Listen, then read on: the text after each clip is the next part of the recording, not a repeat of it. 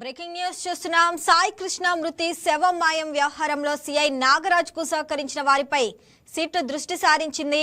మృతదేహాన్ని ఏం చేశారు, ఎక్కడ పడేశారనే వాటిపైన సిట్ అధికారులు లోతుగా దర్యాప్తు చేస్తున్నారు. టాస్క్ ఫోర్స్ బృందం సాయి కృష్ణను మార్కాపురం నుంచి తీసుకొచ్చి కృష్ణలంక స్టేషన్ లో అప్పగించినట్లు తెలిసింది. మే 6 నుంచి 8 వరకు స్టేషన్ లో ఉన్నా తర్వాత ఏమయ్యాడో మిస్టరీగా మారింది. స్టేషన్ లో మొత్తం 60 మంది సిబ్బంది ఉన్నారు. వీరందరినీ సిట్ ప్రశ్నిస్తుంది. సాయి కృష్ణ మృతి శవం మాయం వ్యవహారంలో ఏం జరిగింది, ఎవరి పాత్ర ఉంది, ఈ విషయం మీకెప్పుడు తెలిసింది అని అందరినీ ప్రశ్నిస్తున్నారు. మరో 5 టాస్క్ ఫోర్స్ సిబ్బందిని విచారిస్తున్నారు. వీరిలో కొందరి నుంచి ఆధారాలు దొరికే అవకాశం ఉందని ఆశిస్తున్నారు. సాయి కృష్ణ కుటుంబ సభ్యులు కొందరు సిబ్బంది పాత్రపై వివరాలు అందజేశారు. వీటిని పరిశీలిస్తున్నారు. సాయి కృష్ణ లాకప్ డెత్ కేసులో కీలక మలుపు తిరుగుతుంది. ఈ కేసులో సిఐ నాగరాజ్ తో పాటు మరికొందరి పాత్రపై సిట్ అధికారులు ఫోకస్ పెట్టారు. ఘటన సమయంలో పోలీస్ స్టేషన్ లో ఉన్న 2 హెడ్ కానిస్టేబుల్ కోసం సిట్ గాలిస్తుంది. అయితే అనుమానిత కానిస్టేబుల్ అజ్ఞాతంలోకి వెళ్లినట్లు తెలుస్తుంది. బుధవారం మధ్యాహ్నం నుంచి 2 కానిస్టేబుల్ విధులకు గైహాజరవుతున్నారు. ఈ నేపథ్యంలో సాయి కృష్ణ లాకప్ డెత్ కేసులో తదుపరి అరెస్టులపై ఉత్కంఠ రేపుతుంది.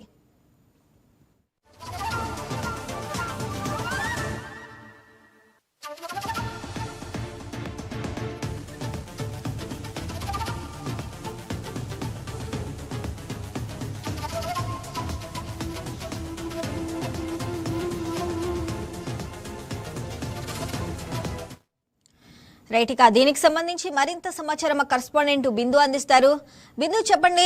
సాయి కృష్ణ వ్యవహారంలో అయితే సిఐ నాగరాజ్ కు సహకరించిన వారిపై అయితే సిట్ అయితే ప్రత్యేక దృష్టి పెట్టినట్లు తెలుస్తుంది.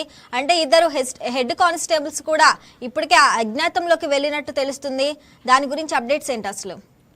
రైట్ శ్రావణి, రాష్ట్ర వ్యాప్తంగా సంచలనంగా మారిన సాయి కృష్ణ మిస్సింగ్ కేసులో కొత్త మలుపు చోటు చేసుకుంది. సాయి కృష్ణ మిస్సింగ్ కేసులో ఇప్పటికే సిఐ నాగరాజ్ని సిట్ విచారణ చేయడం జరిగింది. అదేవిధంగా ఇప్పుడు రాజమండ్రి సెంట్రల్ జైల్లో కూడా ఆయన ఉండడం జరిగింది. అయితే ఈ కేసులో మరింత మంది కూడా ఇన్వాల్వ్ అయ్యి ఉన్నారని కూడా ఆరోపణలు వినిపిస్తున్నాయి.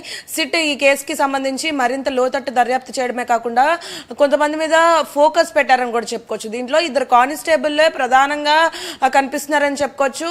2 రోజులు సెలవు తీసుకున్న తర్వాత మరుసటి రోజు విధుల్లోకి రావాల్సిన 2 కానిస్టేబుల్ కూడా రాకుండా గుప్తుగా అంటే ఉన్నారని కూడా చెప్తున్నారు. 2 కానిస్టేబుల్ కి సంబంధించి ఇప్పటికే సిట్ గాలింపు చర్యలు చేపట్టింది. అదేవిధంగా సిఐ నాగరాజు డ్రైవర్ ఎవరైతే ఉన్నారో, అంటే మార్కాపురం నుండి కృష్ణలంకకి ఒక ప్రైవేట్ ట్రావెల్స్ లో తీసుకొచ్చినప్పటికీ కూడా సిఐ నాగరాజు డ్రైవర్ కూడా దీంట్లో ఒక సాక్షిగా కూడా ఉంటున్నారని సిట్ విచారణలో తేలింది. అయితే ముఖ్యంగా ఈ డ్రైవర్ కోసం కూడా గాలింపు చర్యలు చేపడుతున్నారని చెప్పుకోవచ్చు.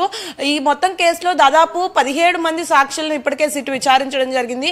ఈ 17 మంది సాక్షులు వాంగ్మూలాలను కూడా తీసుకోవడం జరిగింది. ఈ వాంగ్మూలాలన్నీ తీసుకున్న తర్వాతే సిట్ కార్యాలయంలో ప్రతి ఒక్క సాంకేతిక పరమైన ఆధారాలతో కూడా ముందు పెట్టుకొని సిఐ నాగరాజును విచారించిన నేపథ్యం కనిపిస్తుంది. అయినప్పటికీ కూడా సిఐ నాగరాజు నోరు విప్పని పరిస్థితి కనిపిస్తుంది.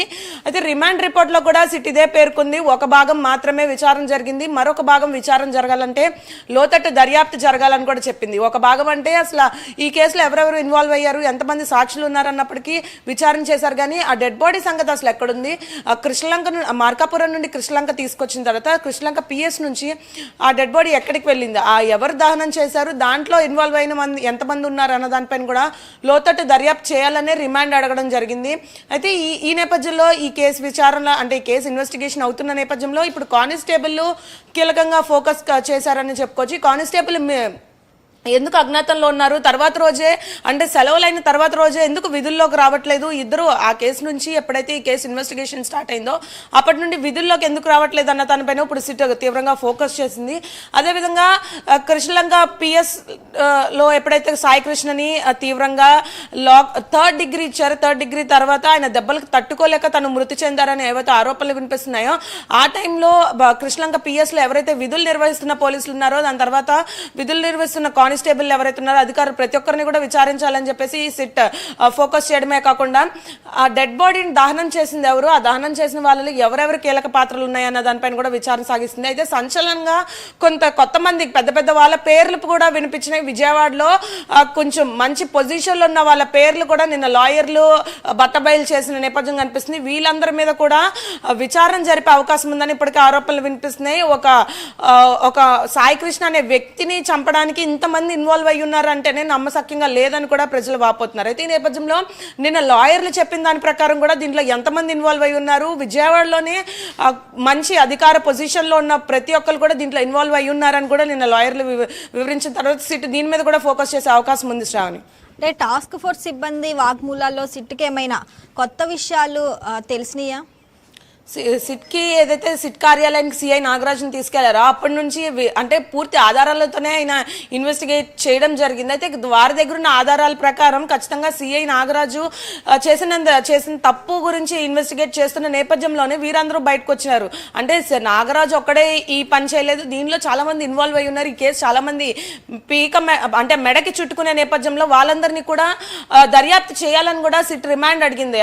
ఎందుకంటే సిఐ నాగరాజు ఒక్కడే డెడ్ బాడీని దహనం చేయడం కానీ మార్కాపురం కృష్ణలంక పిఎస్కి తీసుకురావడం రాలేదని కూడా ఆ టాస్క్ ఫోర్స్ అప్పుడే చెప్పడం జరిగింది. ఎప్పుడైతే విచారణ అధికారిగా దైవప్రసాద్ నియమించారో ఆయన కూడా కొన్ని సంచలన విషయాలు కనిపెట్టారని కూడా ఆయన వాంగ్మూలంలో తెలిపారు. అదే విషయాలు సిట్కి హ్యాండ్ ఓవర్ చేసిన తర్వాత నుండే ఈ కేసు మరింత లోతట్టు దర్యాప్తు చేయడం జరిగింది. అయితే ఇప్పుడు ప్రధానంగా ఉన్న ఏదైతే ఈ ఇద్దరు కానిస్టేబుల్ ఉన్నారో ఇద్దరు కానిస్టేబుల్కి సంబంధించి పూర్తిగా విచారణ కొనసాగుతుంది.